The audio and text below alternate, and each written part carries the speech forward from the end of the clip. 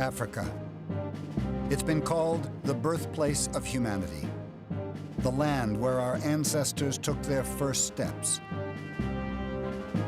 yet only recently revealed as the home of a vast tropical civilization. Cities and kingdoms once spread across the continent, then vanished, leaving barely a trace. What happened to this great achievement? Professor Jared Diamond has set out to explore the great patterns of human history. It's a journey that has taken him from the jungles of New Guinea to the snow-capped peaks of Peru. His quest? To understand why one people have conquered the world. Diamond argues that the roots of European triumph stretch back thousands of years and rest on the power of geography. Geography gave Europeans the most productive crops and animals on the planet. And these allowed them to develop guns, germs, and steel. Three great forces of conquest that have shaped human history. Now, Diamond is setting out on the last stage of his quest to discover what happened when guns, germs, and steel came to Africa. And to ask what role these forces still play. But Diamond's journey will test much more than theories. It will also test the man himself.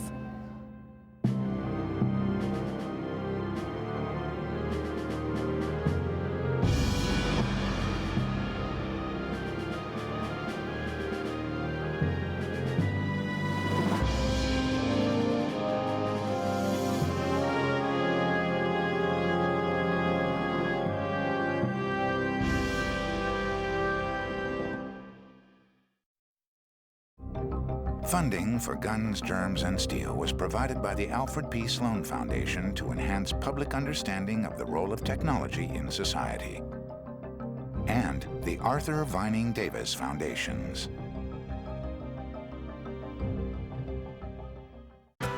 This program was made possible by the Corporation for Public Broadcasting and by contributions to your PBS station from viewers like you. Thank you.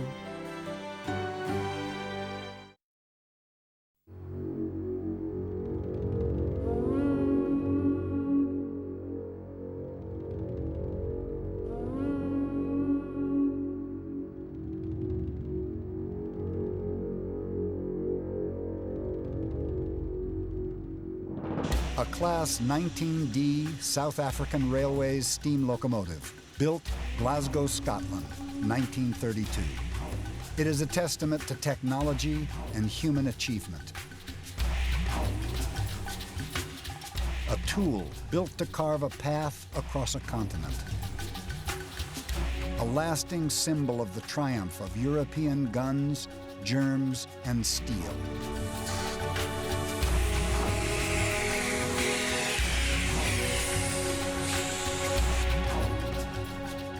This engine and its tracks of steel will carry Jared Diamond through the story of Africa.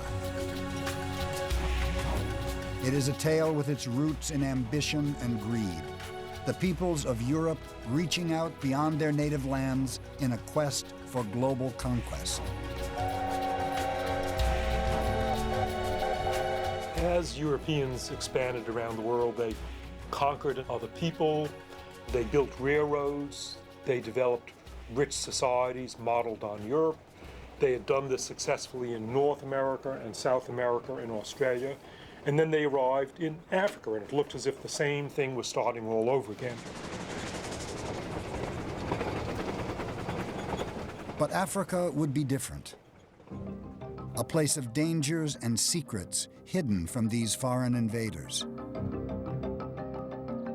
The first European settlers arrived in southern Africa in the mid-1600s. They landed here in the Cape of Good Hope at the southernmost tip of the continent. They quickly established themselves in this new land, laying out farms, planting wheat and barley, ranching cattle and sheep. This may sound strange, but it's from ordinary agriculture like this that my theory of guns, germs, and steel arose. My quest began more than 30 years ago on a trip to Papua New Guinea, when I began to try to understand why the people there lived so differently from Europeans and Americans. The beginnings of the answer, I realized, depended on farming. New Guineans had only a few native crops that they could grow and no native farm animals, while my ancestors, even 10,000 years ago, had been blessed with an abundance of domestic plants and animals. Over the centuries, this had given them a huge advantage that let them develop cities, nations, and even colonies abroad.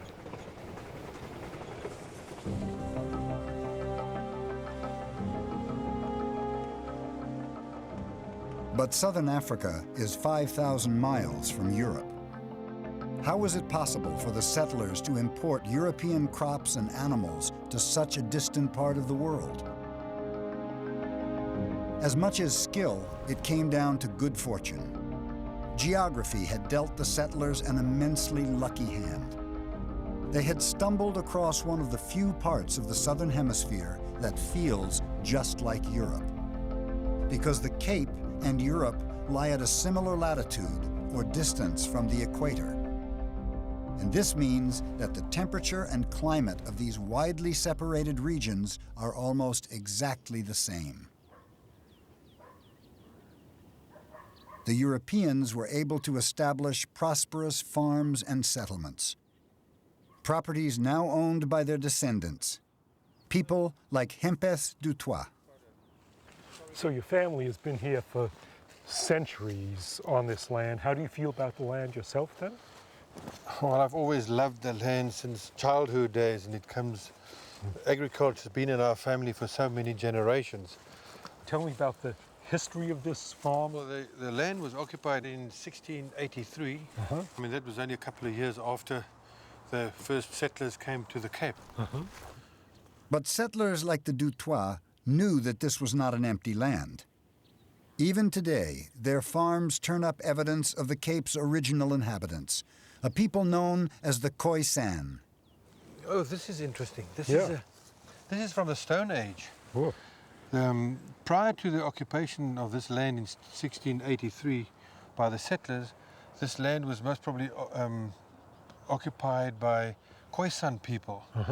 These were the tools they used to scrape the skins when they tanned the skins. Beautiful. And you can see how nicely it fits into your hand. Yeah. With the arrival of Europeans, these native peoples were driven from their land.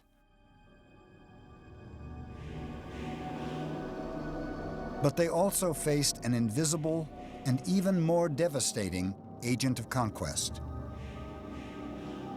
A force Diamond has identified as one of the greatest in human history: germs. Realizing the importance of farming led me to the next big surprising discovery of guns, germs, and steel.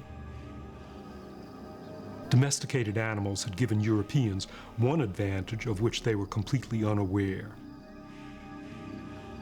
By living in close proximity to their livestock, they had become infected with viruses and germs of those animals, which evolved into diseases of humans. Through exposure over centuries, Europeans had developed some resistance to those diseases.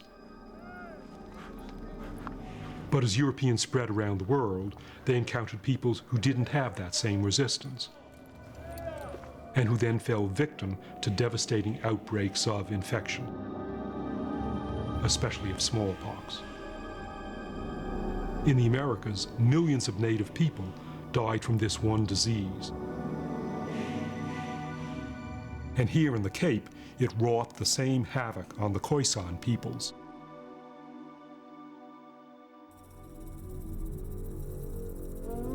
Through their farming and their germs, Europeans had established a firm foothold in the southern tip of Africa. Now they look to expand.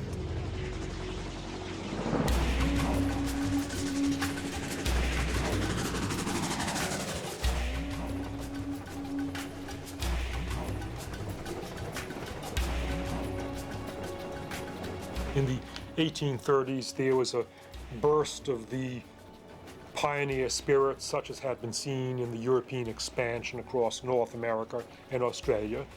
This time it was Dutch settlers, and these pioneers moved into the interior like the pioneers moving across North America and Australia. Over the course of the 1830s, thousands of Dutch farmers, with their families and possessions loaded into wagons, left the Cape in search of new land to settle. They called themselves the Voortrekkers, and these pioneers all wielded another agent of European conquest, the gun. This is a muzzle-loading rifle, typical of a weapon that every Voortrekker would have had in his wagon. The Boers were particularly adept at using this weapon. They could reload it and fire from horseback. These muzzle-loading rifles are still much admired by the Voortrekkers' descendants.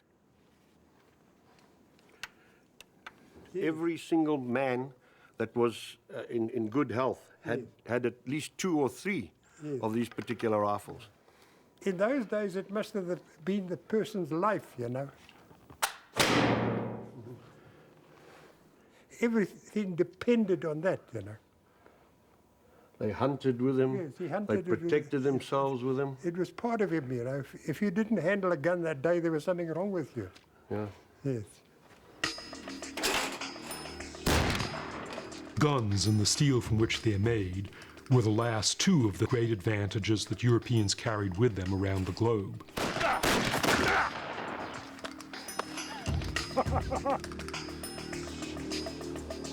Guns are the result of thousands of years of complex technological developments, which began outside Europe, but which Europeans perfected. And that was all because of the head start that their farming had given them thousands of years previously. You know, the flintlock rifle, it was, you know, I shouldn't really say this, but it was nearly like as important as a cell phone is today. Yeah. You can't go without your cell phone. In those days, you couldn't go without your flintlock rifle. Fire.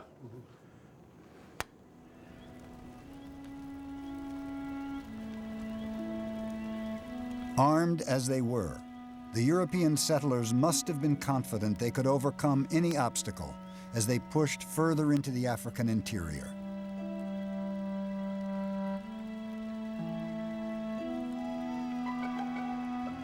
By February 17, 1838, the Voortrekkers had reached 800 miles inland from the Cape.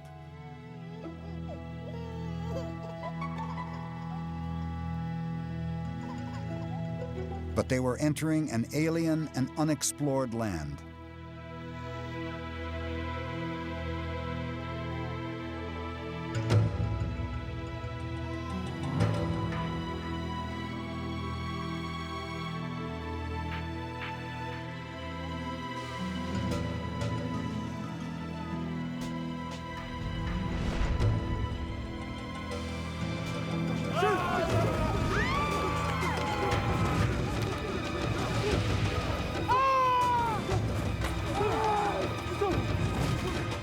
Suddenly, out of the darkness swept a native African army. Their victims barely had time to fire a single shot from their rifles before they were completely overwhelmed.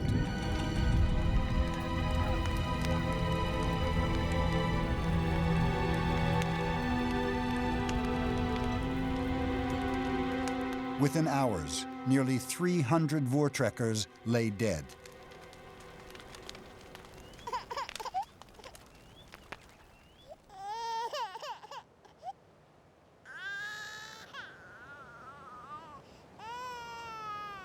Their enemy had struck without mercy.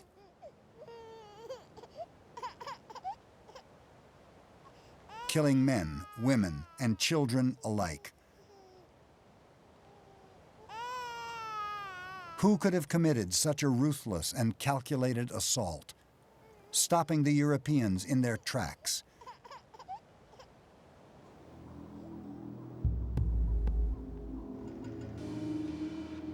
In fact, the Voortrekkers had trespassed across the border of a mighty African kingdom, inhabited by people very different from the Khoisan of the Cape. They had encountered the Zulus.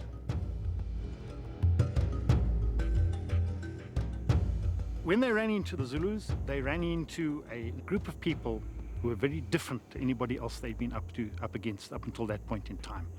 This was an organized group of people. The Zulus were the authors of a unique and highly developed African state. Their military skills had allowed them to overwhelm their native African neighbors. They held more than 30,000 square miles of land and had established a sophisticated economy and society.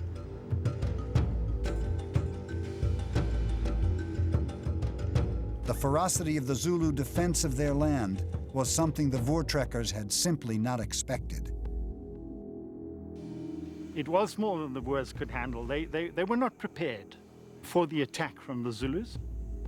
They were up against a king who could mobilize an army of 10 to 15,000 men without any problem at all, that could take on almost anybody. They were absolutely fearless. The Voortrekkers were stunned and devastated. Had they and the power of guns, germs, and steel met their match in Africa? The Voortrekkers showed little interest in who the Zulus were, or how they'd developed such a sophisticated state. They wanted a showdown. They gathered their scattered forces behind a great circle of wagons and readied themselves for battle.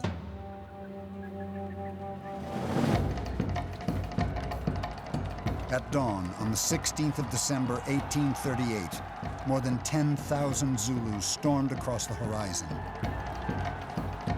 charging in to destroy the outnumbered settlers. But this time, the Europeans were able to use their technology to maximum effect. To increase the rate of fire from their muzzle-loading rifles, some would shoot while others would reload. So it was shoot, hand the gun over, take the next gun, fire, hand the gun over. So every 5 or 6 seconds you could fire a shot. See, that was the important thing.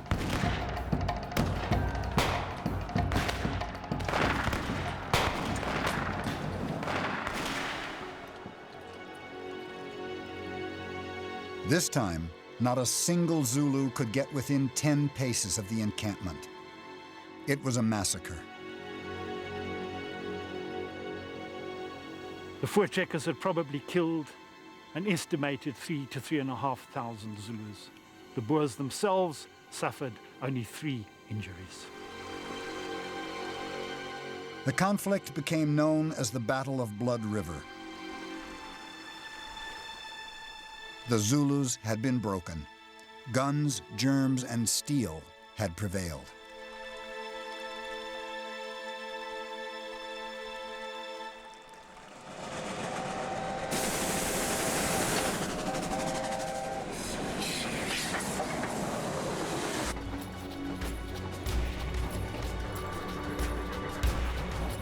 The victorious European settlers pushed on beyond Zulu lands, while new developments in their technology let them increase the pace of conquest.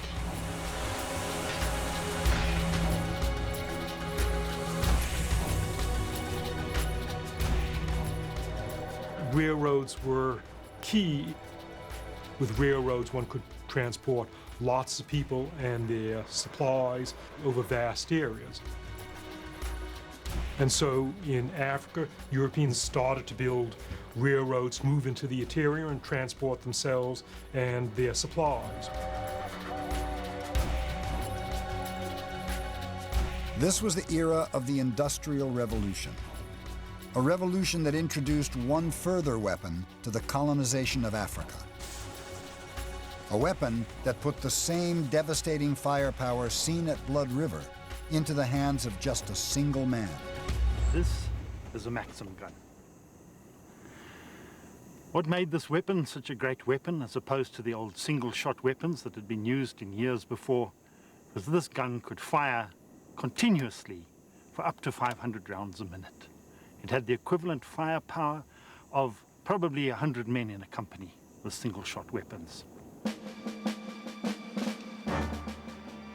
As they drove further into Africa, Europeans encountered new tribes, some just as hostile to invasion as the Zulus had been.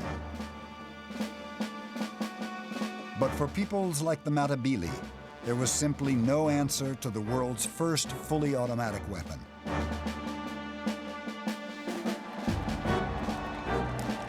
The Matabele conflict of October 1893 lasted a matter of hours.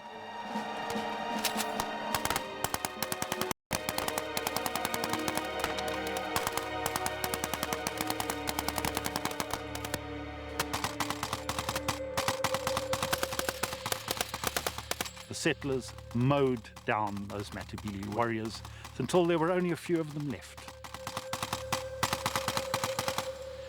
It was a real case of ancient technology up against the latest and greatest as far as European inventions were concerned.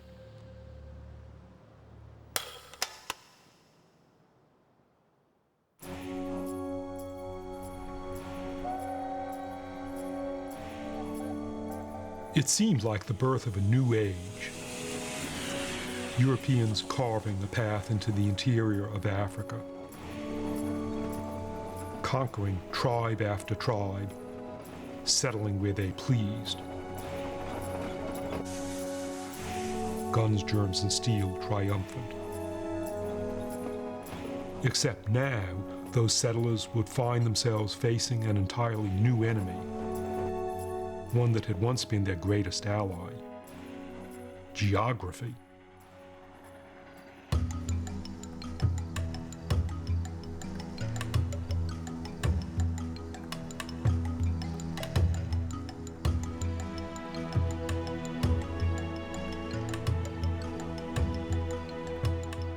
As they moved north, settlers cleared land for farms, confident they could build a prosperous life in Africa.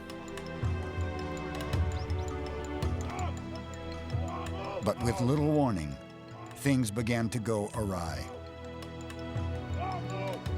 The land became impossible to plow.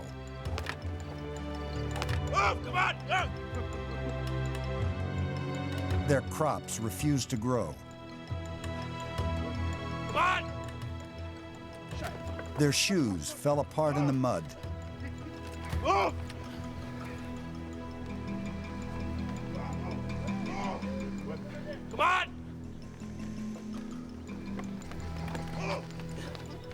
And that was only the start. Come on, man!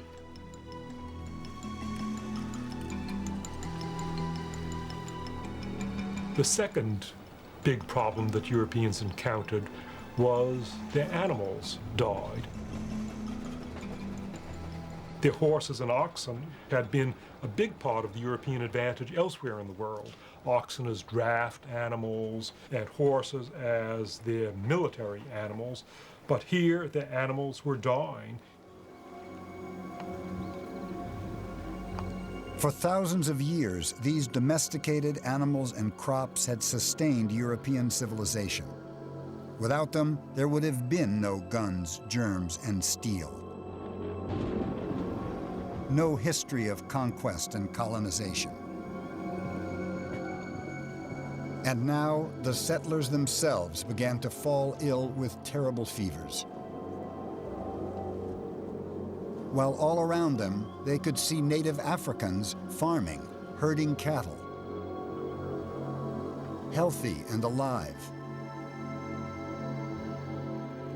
How was this possible? What were the secrets of this strange new land?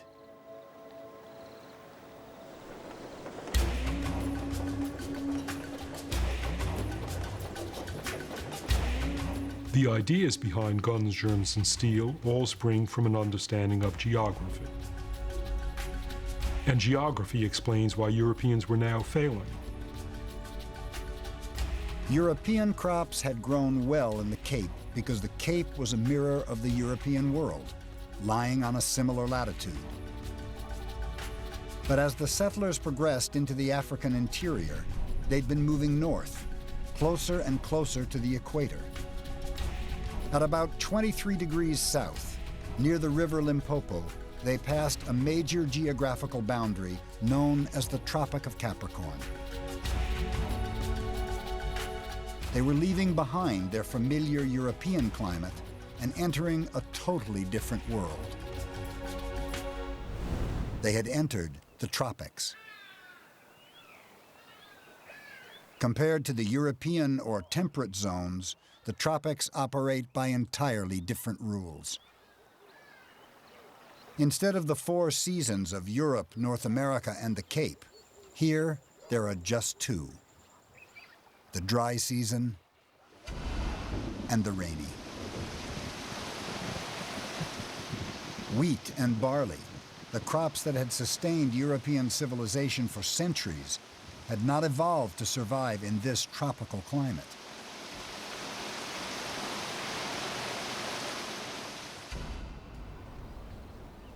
Yet the native Africans, the Zulus, the Matabele, all the tribes that the settlers had encountered, depended on agriculture just as much as the Europeans. How were they succeeding as the Europeans failed?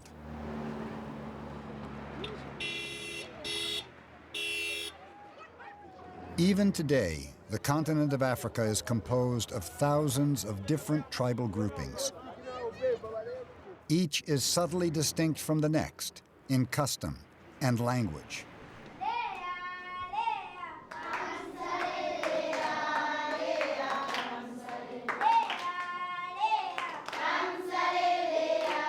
Such diversity means that most Africans have to master more than one language, and they acquire those skills at a very young age.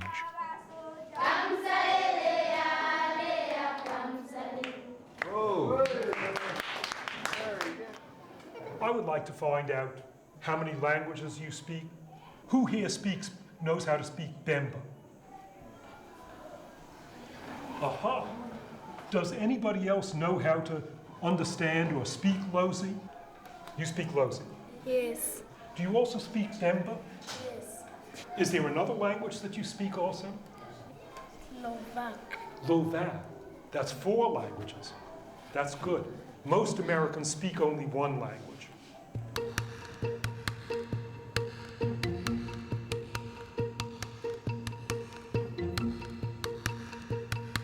After a little exposure to these different languages, you begin to realize one thing. They all sound remarkably similar. I'm fascinated with languages, and wherever I've been going, I'm asking Africans, what's your language, and tell me some words in your language. So here's what I found out for the word for sun. In the Nyanja language, sun is Zuba. In the Bemba language, it's Akasuba. In Chiwa, it's Duzuba. And in the Senga language, it's Zuba again. Or the word for water. In the Nyanja language, it's Manzi. And in Bemba, it's Amenshi. And in Chiwa, it's Manzi, similar to each other again. What do these linguistic similarities tell us? That there is a common root for most of the modern languages of tropical Africa. A single ancestral language spoken by a single group of people from which the many languages of today have descended.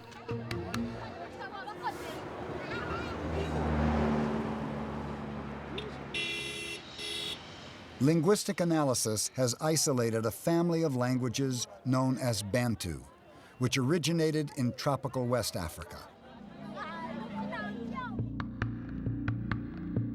About 5,000 years ago, the early Bantu speakers began to spread into new lands, bringing their crops, their animals, and their language with them. And over centuries, Bantu culture evolved, diversifying into hundreds of tribes, expanding across the tropical region of Africa.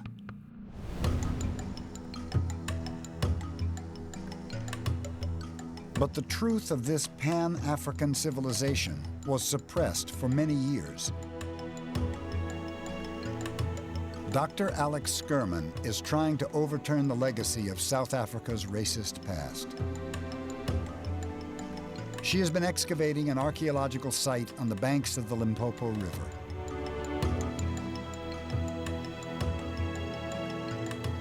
In the early part of the 20th century, there were rumors in the white South African community about this place, in their minds linked to the Queen of Sheba or some other early white civilization in southern Africa, trying to show that the Phoenicians or the Sabaeans, basically anybody who was a bit lighter skinned than Africans, were here first, and they found the opposite, that Africans actually had an amazing, great history, and that they had earlier states running way before any whites set foot in Africa. This site, known as Mapungubwe, the place of the jackal, formed the heart of a kingdom similar to the earliest civilizations in Europe.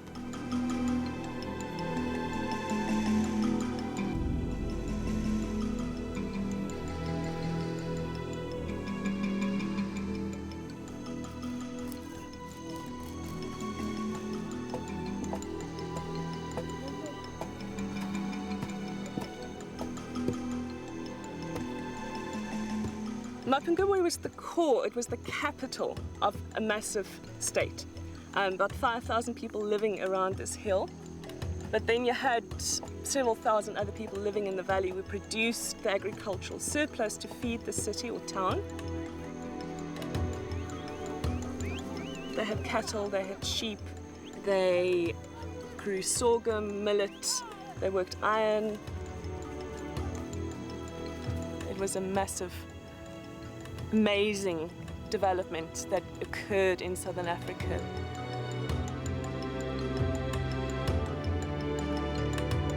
And this was not an isolated state. It formed part of a much larger economic network that had spread across southern Africa and beyond. These are Mapungubwe beads. They're gorgeous blue ones. These are glass beads that came down the Indian Ocean coast. And through them we know that Mapungubwe is part of the international trade network, linking it all the way to the coast. It's an incredible African accomplishment to set up such a complex trade network that links all the way into northern Botswana, bringing material from there and taking it all the way to the Indian Ocean coast.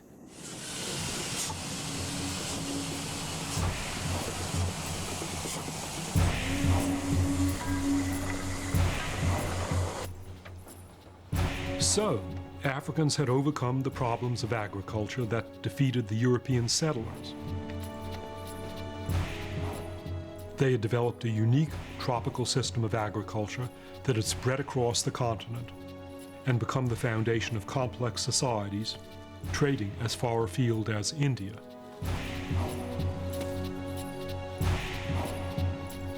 But there was an even more extraordinary story at the heart of this flourishing tropical civilization.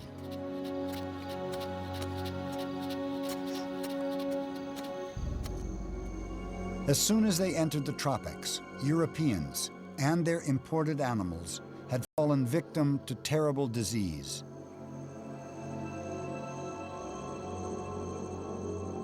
Fevers racked their population.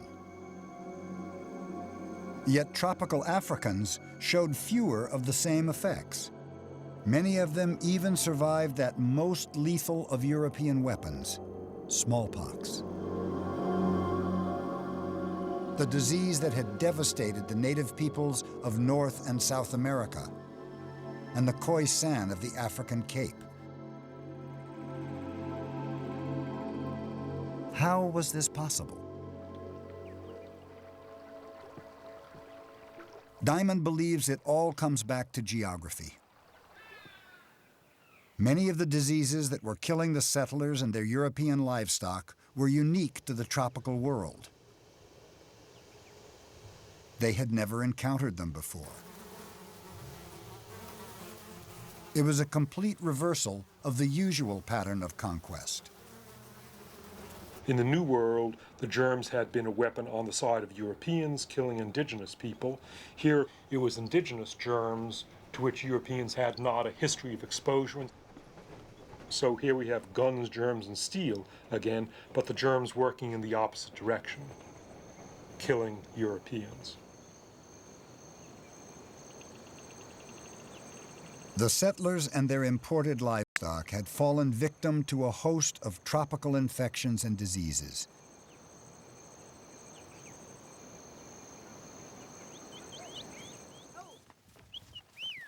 But African cattle, over thousands of years, had developed resistance to many of these tropical germs.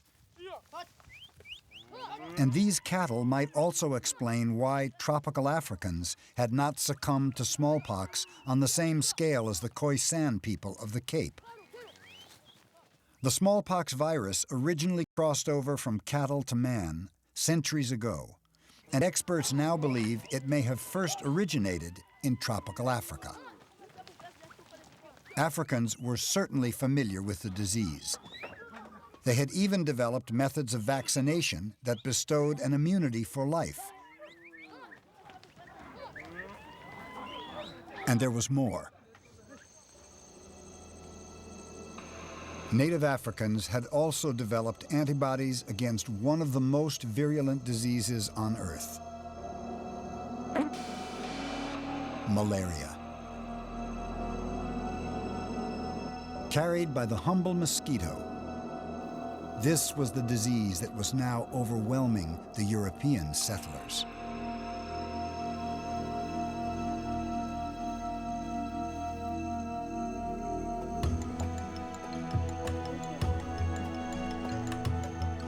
But tropical Africans were combating malaria with more than just antibodies. Their entire civilization had evolved to help them avoid infection in the first place.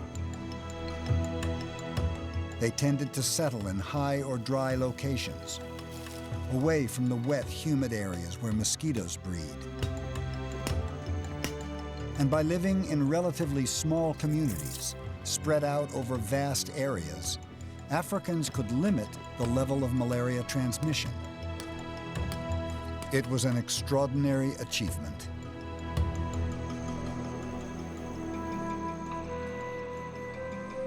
But the Europeans understood little of the Africans' way of life. They built settlements by the rivers and lakes they used for water, in places infested by mosquitoes. Thousands died.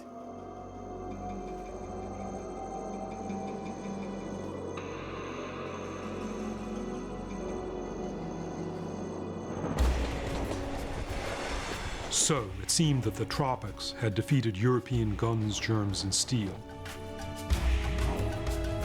and that Africans had emerged triumphant. They had evolved a complex civilization well suited to the tropical world.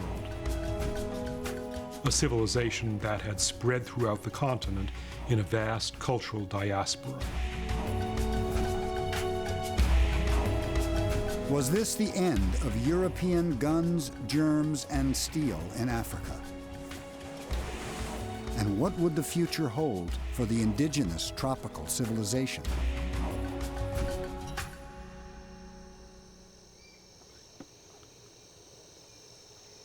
The Europeans had failed to settle Africa's land. This would become no North or South America. But Africa still had one great draw for the colonizing powers: vast reserves of natural resources, copper, diamonds, gold. European conquest and the story of guns, germs, and steel would now enter a whole new age. In the late 1800s, in what is now the Democratic Republic of the Congo, the Belgians drove millions of native Africans from their villages, setting them to work gathering rubber, mining copper and other minerals.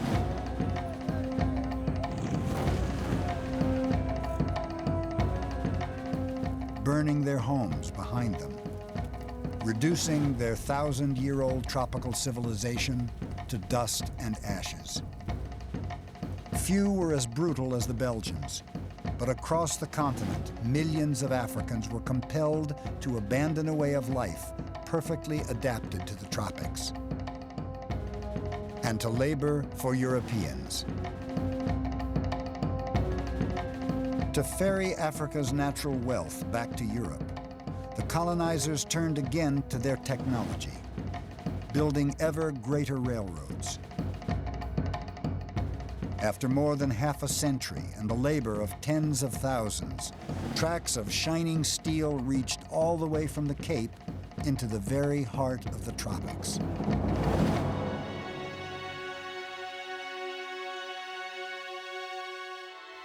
Constructed for Europeans to extract Africa's wealth. Built on the ruins of African civilization.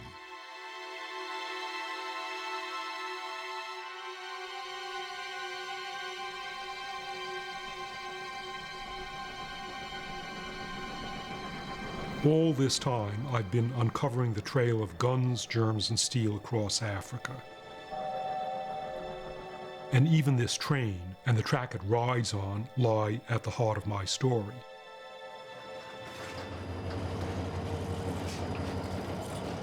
These tracks are still in use, still fulfilling their original purpose.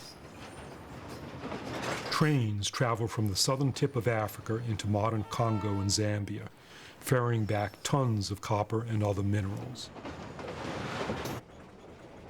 But Africa today is no longer a continent of colonies. Its nations are free and independent. What place is there for my theory of guns, germs, and steel in modern Africa?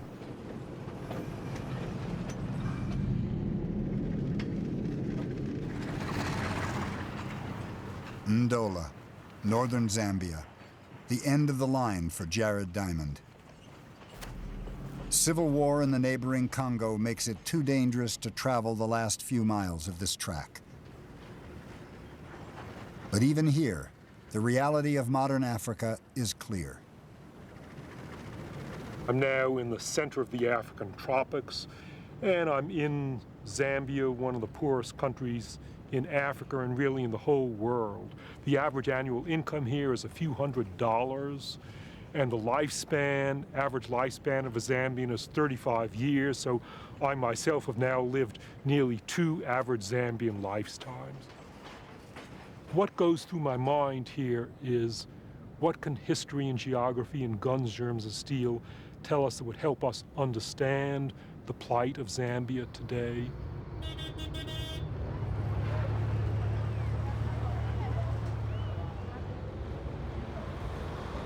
In modern Zambia, I see few signs around me of the great native civilizations that once flourished in tropical Africa. What I see instead is a country shaped by colonization.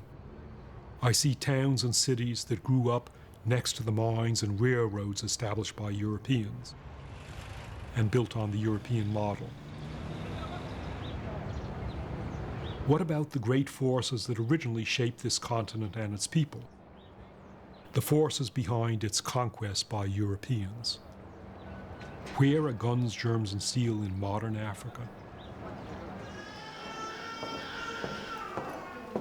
In Zambia, malaria is endemic. It is the #1 public health problem. And when you look at the children particularly, when you go to a health facility, up to 45% of the children in the outpatient facility of the hospital will actually be presenting with malaria. Germs, one of Diamond's great forces of history, are still shaping the story of modern Zambia. Not just the recent scourge of AIDS, but also that ancient tropical disease that defeated Europeans, malaria. Malaria is now the #1 killer of African children under 5 years old. This old register will just show you the picture of the number of deaths that could have occurred within the hospital. Most of them are children below 5 years. Yeah. 1 year, 6 months, 3 years, 5 months, 1 year. Most of them are really below 5 years. Tropical Africans once lived in settlements spread out over large areas, which minimized the spread of malaria. But now they're living in modern, high-density cities and towns, and the rate of infection has increased dramatically. The burden of germs is one of the greatest problems afflicting the country. Undoubtedly, malaria has a very big economic burden on us as a country. Because as you may be aware, if so many children would be suffering from malaria, if we just look at the children who are in this ward, these mothers would be working somewhere and being productive. Yeah. So that's one direct way in which we know productivity is being affected to a large extent. It's been estimated by eminent economists that the 1% negative growth each year in Africa over the last half a century can be attributed entirely to malaria. The immunities and antibodies that Africans had developed over thousands of years to protect them from malaria no longer provide sufficient protection. The strains of the disease are mutating, and standard drugs are becoming less effective. In the high malaria season, up to 7 children a day die in this hospital. You're used to this. I'm not. What does the scene make you feel about your work in Zambia? Exactly. To be frank with you, Gerard, I wouldn't say I'm used to this, because I don't think there's anyone who can be used to sickness and eventually death, especially of people that you love so very much and are a part of you. It is something that, in fact, I would say, because of the magnitude of the problem, one would wish to do everything they possibly could do.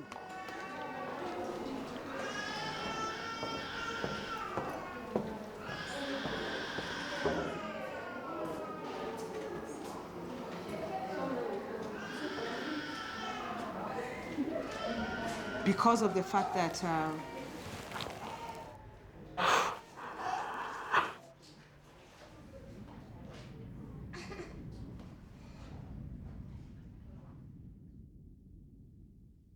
there's a difference between understanding something intellectually and experiencing it firsthand.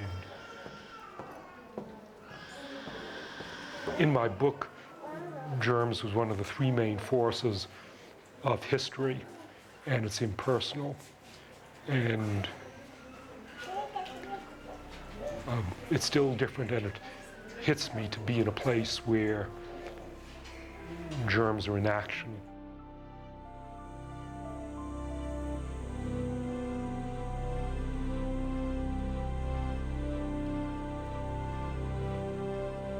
"30 years ago, I set out on a journey. A quest to understand the origins of inequality in our world. I discovered that this story stretched back to the beginning of civilization and rested on the geography of our planet. When humans first started farming, one small area in the world was lucky enough to have the best crops and animals, which gave one group of people a unique advantage in history. Europeans perfected guns and steel, evolved lethal diseases and germs. They then used these tools to conquer continents and to build extraordinary wealth. I conclude that geography and guns, germs, and steel have been the strongest forces to shape the history of our world. Here in Zambia, these forces are still shaping the world today. Tropical germs are overwhelming this country and its people and driving them into poverty.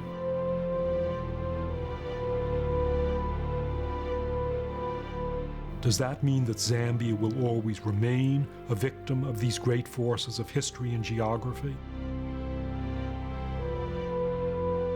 And that Africa is condemned to a future as poor as its present? Absolutely not. And I would say that the message is a hopeful one. It's not a deterministic, fatalistic one that says, forget about Africa and underdeveloped areas. It says there are specific reasons why different parts of the world ended up as they did. And with understanding of those reasons, we can use that knowledge to help the places that historically were at a disadvantage. Malaysia and Singapore are among the richest and most dynamic economies in the world. Like Africa, they are tropical countries with the same problems of geography and health, the same endemic malaria. But both transformed themselves by understanding their environment. 50 years ago, these countries realized the burden that geography and germs could be. Through concerted effort, they managed to almost entirely eradicate malaria from their land, transforming their economies and way of life. The story of Malaysia and Singapore shows what an understanding of geography and history can do. Explanations give you power. They give you the power to change. They tell us what happened in the past and why, and we can use that knowledge to make different things happen in the future. The government of Zambia agrees. They have set up a nationwide project to try to eliminate malaria from the country, just as in Malaysia and Singapore. New drugs, even a possible vaccine, are giving them an increasing chance of success. The control of malaria will mean an improvement in the welfare of the people. And an improvement in the welfare of the people will mean increased productivity. And increased productivity will mean that we will be a wealthy nation, because that will mean that then people will have sufficient, not only food, but sufficient time to be able to do things that make a human being complete and whole and able to live a fulfilled life.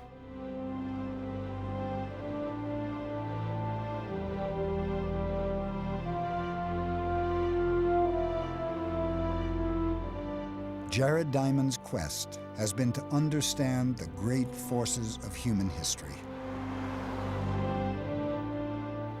But it is still the very smallest of details, the lives of individual human beings, that lie at the heart of his work.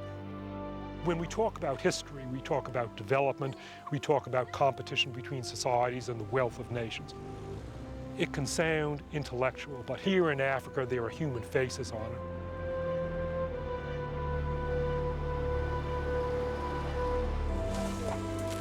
And for Diamond, even after 30 years of thought and inquiry, the questions behind guns, germs, and steel remain as important as they ever did. Why is our world divided between rich and poor? And how, perhaps, can we change it? I feel that whatever I work on for the rest of my life, I can never work on questions as fascinating as the questions of guns, germs, and steel, because they're the biggest questions of human history.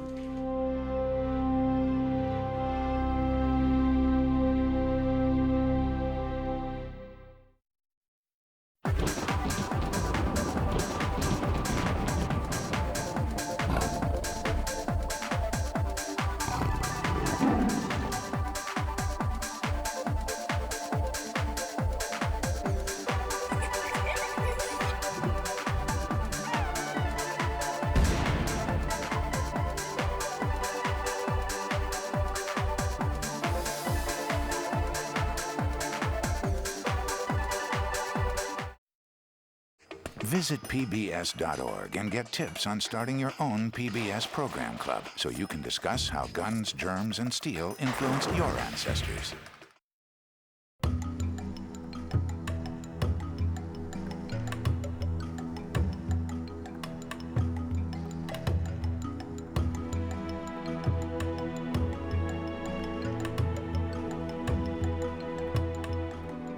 Guns, Germs, and Steel is available on DVD.